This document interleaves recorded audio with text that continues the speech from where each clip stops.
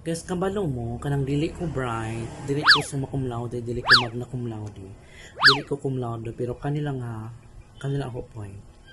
Kahuman ni amin, kahuman natong asabdan tanan gahapon, via the confession of Congressman Toby Chanco, via the confession and revelation of Governor Dulor, and via the confession and revelation of Mr. and Mrs. Curly and Sarah Diskaya. Ngano kalit-kalit man lang nga pulihan nila si Rodante Marcoleta as chairperson sa Blue Ribbon Committee sa Senate. Damn! Gets ninyo guys? Kada bitong ako representing the Filipinos nga mga average learner. Dili po ta ka nga dili makagets na kung wala sila giprotektaran o kung wala sila gitago.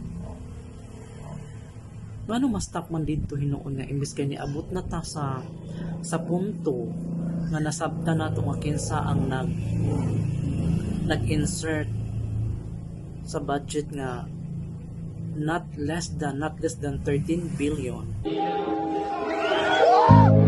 What? O sara ka tao ang proponent.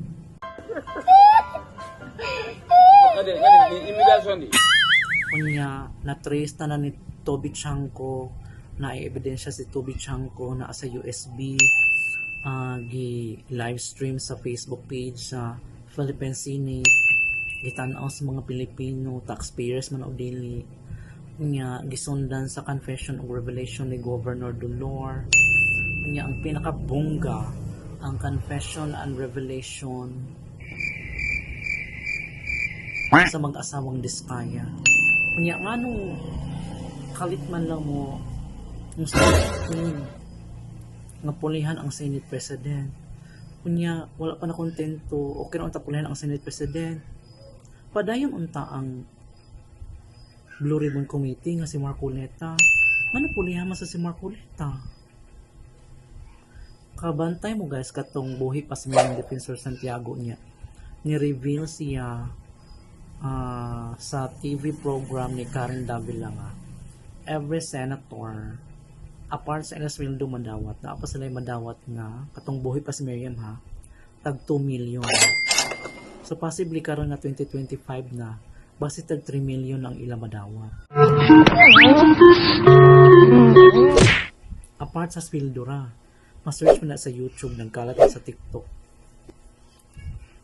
So kana bitong kung tanang politiko wants honesty and wants transparency, okay man nga pulihan ninyo ang Senate President, pero ang Blue Ribbon Committee nga ang ato aim is kinsa ang mga kawatan, kinsa ang mga proponents sa pagpangawat, kinsa ang utok sa pagpangawat, kinsa ang mga galamay na kauban sa utok sa pagpangawat sa projects.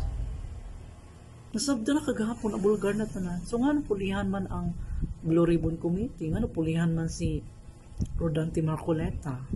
Kung wala sila gitago, kung wala sila giprotektaran, kana ra jud. Oh no! Dili ko bright, dili ko summa cum laude, dili ko magna cum laude, o dili ko cum laude, pero kana ra ang mga pangutana nga importante kaayo nga. Imbis na anata na mention ang dili dapat i-mention, na reveal ang dili dapat i-reveal, ngano mas stop hinuon. Ang karap itong the Filipinos all wants honesty and accountability. Yan ibuto na tanong. Anong murag nahilom lagi hinuon. Hindi totoo yan. So meaning, ang mga nipoli o ang ni-stop ni Rodante Marcoleta na ay participation. Kaya kung wala sila participation, dili nila i-stop. Dili nila pulihan si Marcoleta. Ano pulihan man? Ano i-stop man? Opinion na rin ako guys. Dili ko bright. Pero nag-share lang ko sa ako opinion. Wala sa ko na masangil nga. Mauna. Pero, gibasa lang na ako as as an analyst and as a strategist. Pero dili ko political analyst sa data analyst. Kanang gibasa lang nako mga panghitabo. Grabe itong dili ta mga bright pero halata na kaayo. Maayong hapon.